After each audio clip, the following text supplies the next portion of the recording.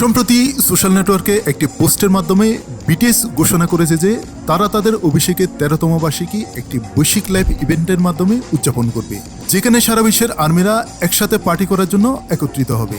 তাদের বিশ্ব সফরের মাঝে 12 ও 13 জুন বুসানে দুটি গুরুত্বপূর্ণ পারফরমেন্স করার জন্য নিজ দেশে ফিরে আসবে। এই পারফরমেন্সগুলো ঠিক সে মঞ্চে হবে যেখানে তারা 2022 সালে সামরিক বাহিনীতে যোগদানের আগে তাদের শেষ concert yet to come in Busan করেছিল।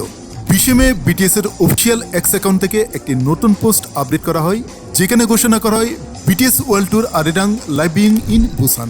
এর অর্থ হলো দ্বিতীয় দিনের অনুষ্ঠানটি বিশ্বজুড়ে প্রেক্ষাগৃহগুলোতে সরাসরি সম্প্রচার করা হবে। টিকিট বিক্রি শুরু হবে 28 মে।